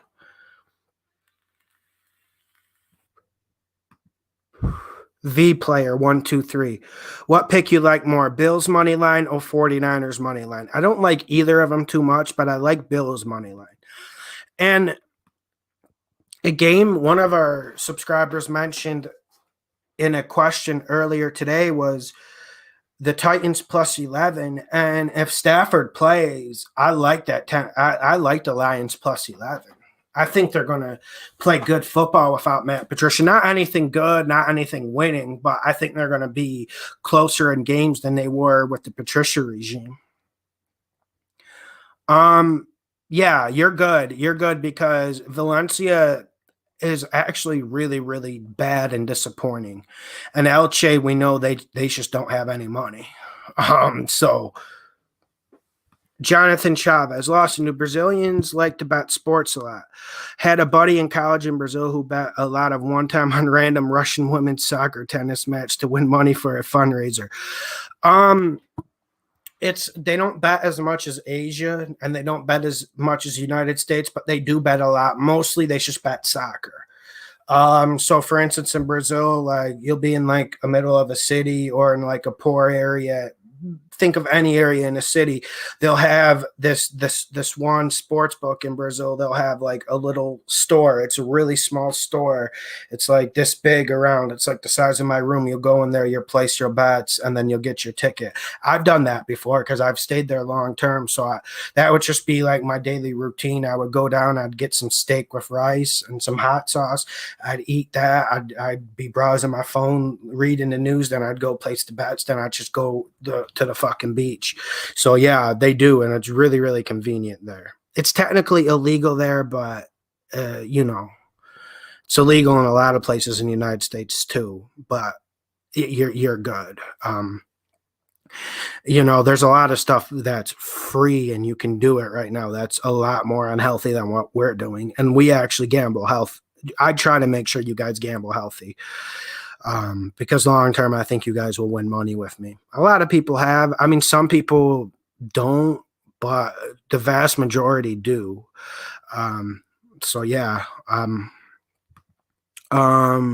Yeah, Omar, Christian McCaffrey is out for that game.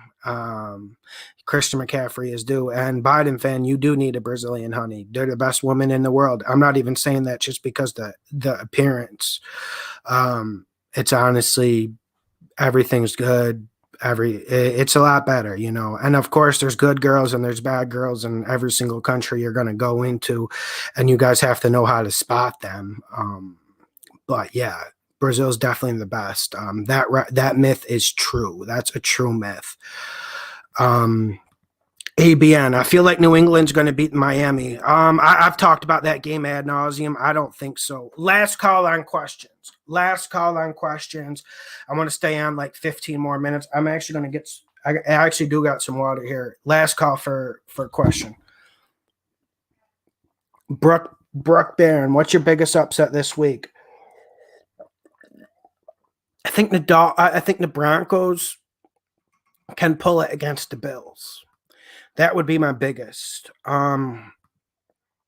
Wow, this Cleveland Browns game is up to -6.5 now because of the Colt McCoy news.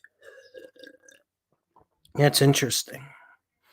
That is interesting. I don't like that as much now.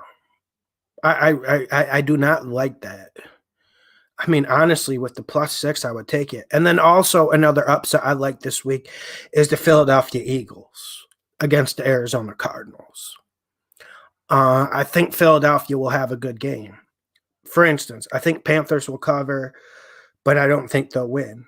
I really, really think Philadelphia will cover again, and I would not be surprised if they won.